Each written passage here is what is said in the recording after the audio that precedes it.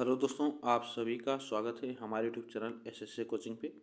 दोस्तों, आज है 17 दिसंबर और 17 दिसंबर के जितने भी मोस्ट इम्पॉर्टेंट करंट अफेयर के क्वेश्चन होंगे सभी प्रश्न हम लोग इसमें करेंगे।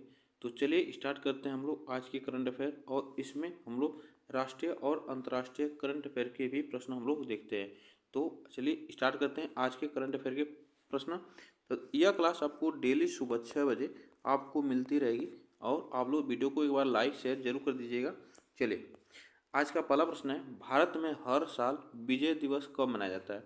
तो भारत में हर साल विजय दिवस आपको बताना है यह कब मनाया जाता है। तो याद रखिएगा, हर साल विजय दिवस कब मनाया जाता है? तो यह 16 दिसंबर को मनाया जाता है। कब मनाया जाता है? 16 दिसंबर को मनाया जाता है। इसके बारे में थोड़ा सा जान लेते हैं। देखिए, हर साल जो 16 दिसंबर को मनाया जाने वाला विजय दिवस है, 1971 के भारत पाकिस्तान युद्ध में भारत की ऐतिहासिक और निर्णायक जीत की याद में मनाया जाता है। इसके ये भी आप याद रखिएगा। इस युद्ध के परिणाम स्वरूप पूर्वी पाकिस्तान जो स्वतंत्र हुआ, जो पूर्वी पाकिस्तान कौन है? बांग्लादेश, और एक नया राष्ट्र बांग्लादेश अस्तित्व में आया था। जब युद्ध परिणाम पूर्व इसमें स्वतंत्र हुआ तो इसमें पूर्वी पाकिस्तान आया, जो इसका नाम बांग्लादेश है। यह दिन भारतीय सशस्त्र बलों की बहादुरी, बलिदान और उनकी अतुलनीय सेवा को सम्मानित करने के साथ साथ उत्पीड़न से मुक्ति और राष्ट्रीय गौरव का प्रतीक भी है। ये भी बात आप याद रखिएगा, ठीक ना। इसमें यह बात इसीलिए यह मनाया जाता है। आपको इतनी बातें याद रखना है। चलिए नेक्स्ट क्वेश्चन पे, प्रीति लोबाना को हाल ही में किस पद पर नियुक्त किया गया है? तो प्रीति लोबाना को हाल ही में किस पद पर नियुक्त किया गया है? तो यह याद रखिएगा, गूगल इंडिया की कंट्री मैनेजर को, गूगल इंडिया की कंट्री मैनेजर को प्रीति लोबाना को इस पद पर नियुक्त किया गया है। देखिए, प्रीति लोबाना जो है गूगल के इंडिया कंट्री मैनेजर के उपाध्यक्ष के रूप में नियुक्त हुई हैं, और लोबाना के पास प्रौद्योगिकी और वित्तीय दोनों क्षेत्रों में 30 वर्ष से अधिक का नेतृत्व अनुभव है। यह महत्वपूर्ण नियुक्ति उन्हें गूगल के सबसे महत्वपूर्ण बाजारों में से एक में एक प्रमुख लीडर के रूप में स्थापित करती है। यह बातें आप याद रखिएगा, ठीक है। चलिए आगे चलते हैं। आरबीआई ने अतिरिक्त कृषि ऋण की सीमा बढ़ाकर कितनी कर दी थी? तो यह आरबीआई ने अतिरिक्त कृषि ऋण की सीमा बढ़ाकर कितनी कर दी है? तो यह आपको बताना है। तो याद रखिएगा, यह 2 लाख कर दी है, ठीक ना। आरबीआई की स्थापना पूछा जाए तो 1 अप्रैल, ठीक ना, 1 अप्रैल 1935, 1 अप्रैल 1935 इसकी स्थापना आप याद रखिएगा, है ना। इसके बारे में थोड़ा सा जान लेते हैं। भारतीय रिजर्व बैंक ने किसानों के लिए अतिरिक्त कृषि ऋण की सीमा को 1.6 लाख रुपए से बढ़ाकर 2 लाख रुपए करने का निर्णय लिया है।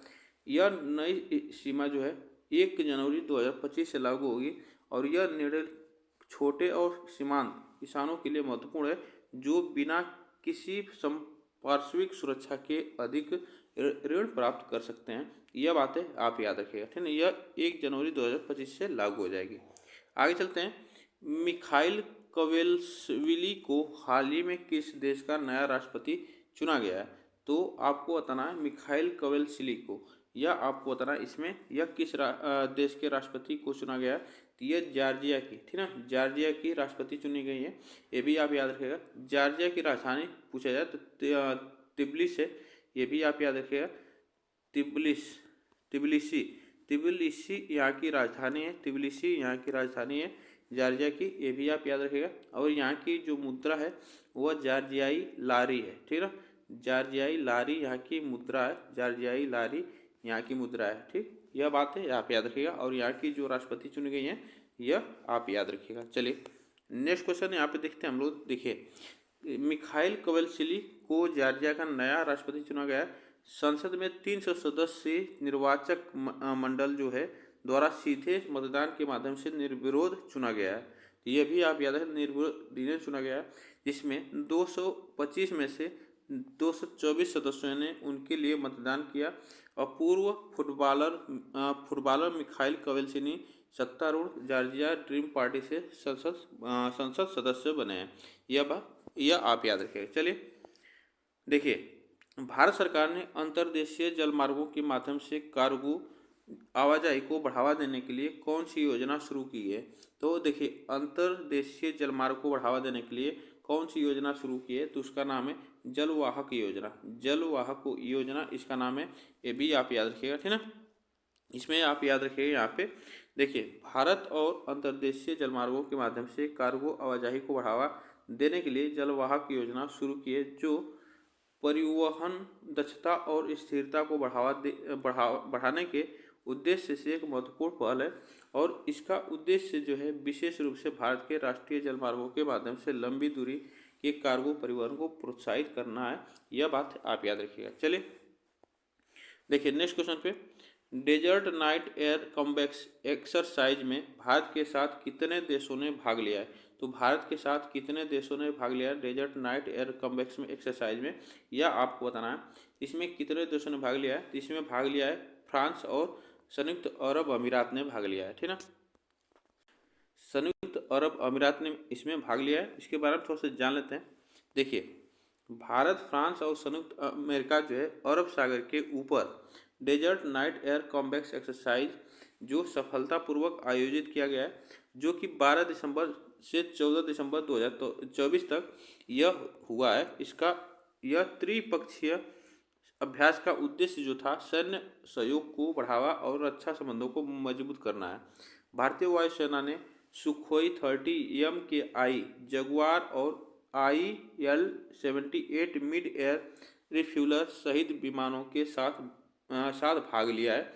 यह बातें आप याद रखिएगा। यह भारतीय वायुसेना ने इतने विमानों के साथ इसमें भाग लिया है, यह भी बात आप याद रखिएगा। चलिए, बौद्धिक शहीदी दिवस किस देश में मनाया जाता है? बौद्धिक शहीदी दिवस आपको बताना है, यह किस देश में मनाया जाता है, यह बातें आपको बताना है। देखिए, बौद्धिक शहीदी दिवस जो मनाया जाता है यह बांग्लादेश में मनाया जाता है, ठीक ना। बांग्लादेश में मनाया जाता है। यह मनाया जाता है, यहाँ के जो बुद्धिजीवी लोग थे, डॉक्टर, टीचर और पत्रकार जो थे, इसके याद में मनाया जाता है। क्योंकि पाकिस्तान ने यह, देखिए यहाँ पे हम लोग जानते हैं, देखिए पाकिस्तान ने क्या किया था कि 14 दिसंबर 1971 में 14 दिसंबर 1971 में यहाँ पे पाकिस्तान ने हमला कर दिया और जितने भी बुद्धिजीवी लोग थे, जैसे डॉक्टर और शिक्षक, पत्रकार और जो उन लोगों को मारने लगा पाकिस्तान ने। तो यह उनके याद में यह मनाया जाता है। और बांग्लादेश जब स्वतंत्र हुआ 16 दिसंबर 1971 में स्वतंत्र हुआ था। तो यह बातें आप याद रखिएगा। इसके बारे में थोड़ा सा जान लेते हैं। देखिए, बांग्लादेश की राजधानी ढाका है, यह आप याद रखिएगा। और यहाँ की मुद्रा क्या है? तो टका है, ठीक ना। यहाँ की मुद्रा क्या है? टका है। और यहाँ की जो राष्ट्रपति हैं वह मोहम्मद शहाबुद्दीन है। कौन है? राष्ट्रपति मोहम्मद शहाबुद्दीन, ये भी आप याद रखिएगा। शहाबुद्दीन यहाँ के राष्ट्रपति हैं। और यहाँ के जो इसमें प्रधानमंत्री हैं, कार्यवाहक प्रधानमंत्री, वह कौन है? मोहम्मद यूसुफ है, ठीक ना। मोहम्मद यूनुस यहाँ के कार्यवाहक प्रधानमंत्री हैं, ये भी आप याद रखिएगा। यहाँ से प्रश्न बन सकता है, ठीक ना। चलिए नेक्स्ट क्वेश्चन पे चलते हैं।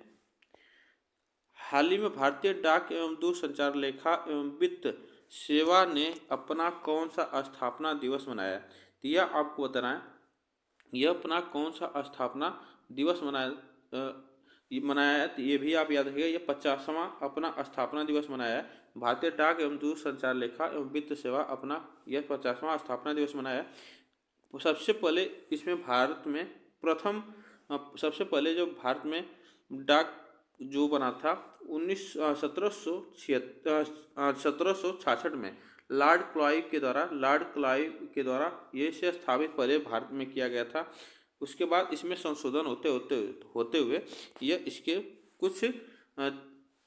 इसके संशोधन हुआ। उसके बाद इसमें डाक एवं दूरसंचार लेखा वित्त इसमें आया था। इसकी स्थापना आपको कहाँ पर मनाई गई है? तो ये भी आप याद रखिएगा। इसकी स्थापना नई दिल्ली में मनाई गई है, ठीक ना।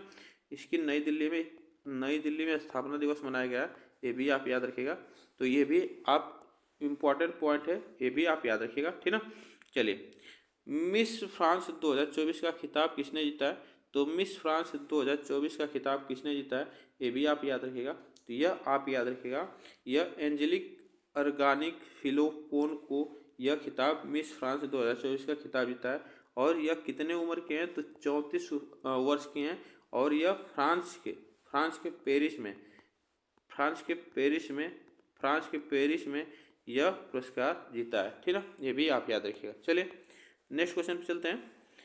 महिला junior Asia cup hockey championship 2024 का खिताब किसने जीता है?